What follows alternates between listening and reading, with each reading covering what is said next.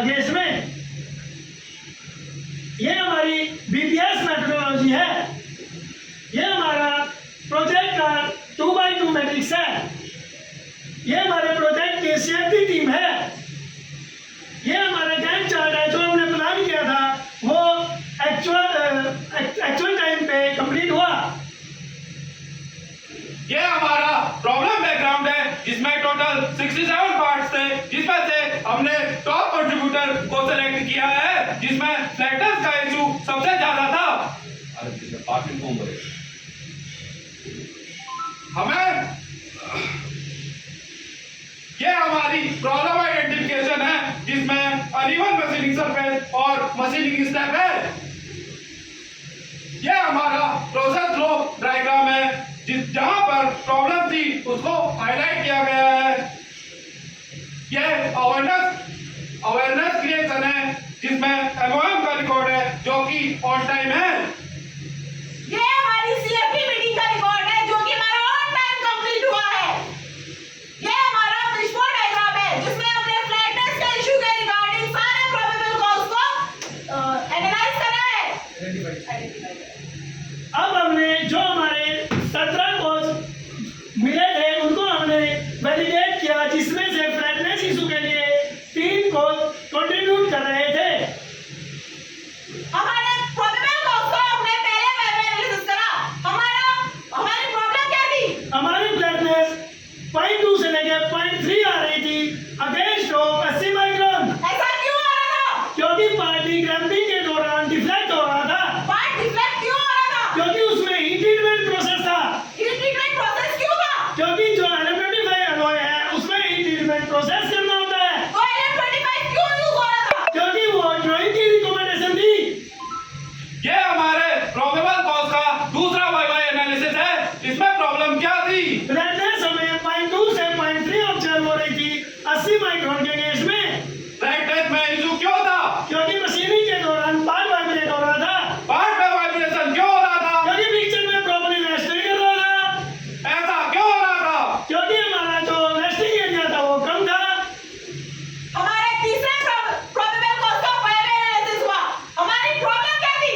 हमारी फ्लैटनेस 0.2 से 0.3 आ रही थी 80 माइक्रोन के केस में। ऐसा क्यों हो रहा था? क्योंकि मशीनिंग के दौरान पार्ट वाइब्रेट हो रहा था। तो पार्ट वाइब्रेट क्यों हो रहा था? क्योंकि पिक्चर में पार्ट प्रॉपर रेस्ट नहीं कर रहा था।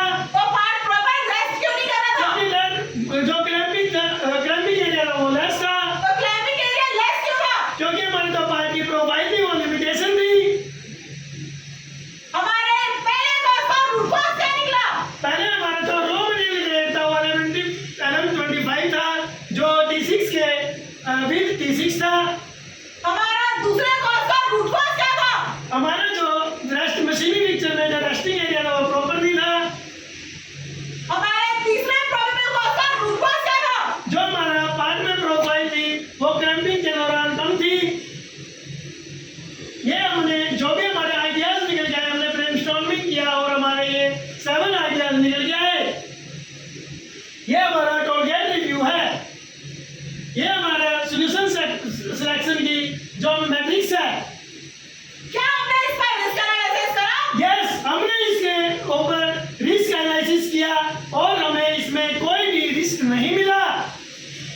ये हमारा एक्शन नंबर फर्स्ट है जिसमें हमने पार्ट को LM25 से LM24 में कन्वर्ट किया, जिसका रिजल्ट ओके रहा। जिसमें हमने अशोक लैंड पीडी टीम के अप्रूवल से ड्राइंग में भी चेंज करवाया। ये हमारा एक्शन नंबर 2 है जिसमें हम पहले हमारे 2 क्लैंप थे, अब हमने उसको 3 क्लैंप प्रोवाइड करवाए और हमने मैकेनिकल पिक्चर को न्यूमेटिक पिक्चर में कन्वर्ट किया और हमने बॉटम साइड में न्यूमेटिक सिलेंडर की सहायता से 2 टच लॉक दिए। ये हमारा एक्शन नंबर थर्ड है जिसमें हमने 2 बॉक्स ऐड किए क्लैंपिंग एरिया को बढ़ाने के लिए। जैसा कि आप देख सकते हैं बिफोर में बॉक्स नहीं है और आफ्टर में बॉक्स है। ये हमने जो हमारे आइडियाज निकल गए हमने उनको सॉल्यूशन डेवलप किया। हमने अपने इफेक्टिवनेस चेक करा और बिफोर इंप्रूवमेंट हमारा 37% का रिजेक्शन था जो कि आफ्टर इंप्रूवमेंट 0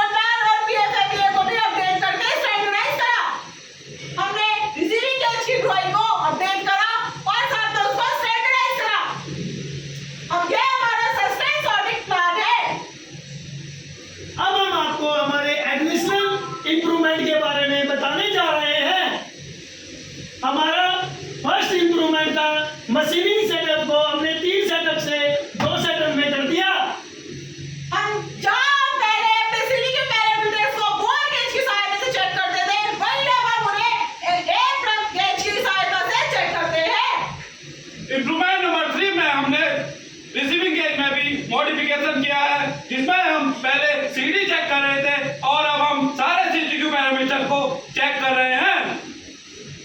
ये हमारा इम्प्रूवमेंट नंबर 4 है, जिसमें अब पहले हम नॉर्मल बोरिंग बार यूज कर रहे थे।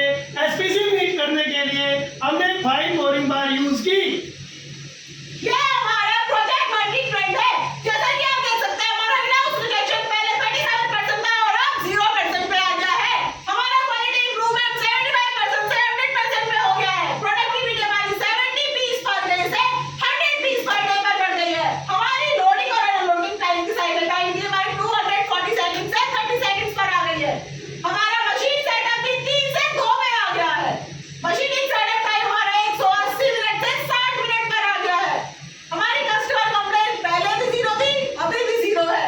हमारी डिलीवरी 80% से हमने 100% अचीव करी है और हमारा ऑपरेटर का फटीग हमने एलिमिनेट कर दिया है। अब हम आपको हमारे प्रोजेक्ट के बेनिफिट्स के बारे में बताते हैं। पहले जो हमने प्रोडक्टिविटी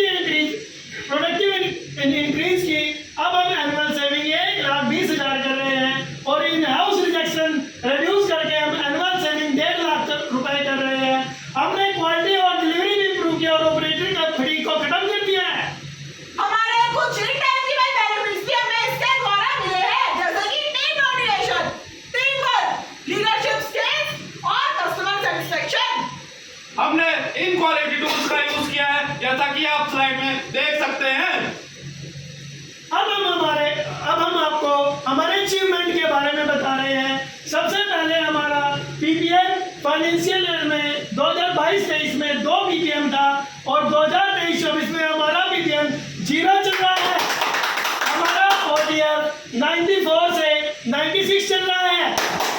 जो हमारी SQMI है वो हमारी 100% अचीव है।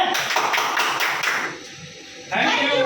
जो हमारा क्वालिटी थीम है 0 डिफेक्ट, ये बोलना है। थैंक यू से पहले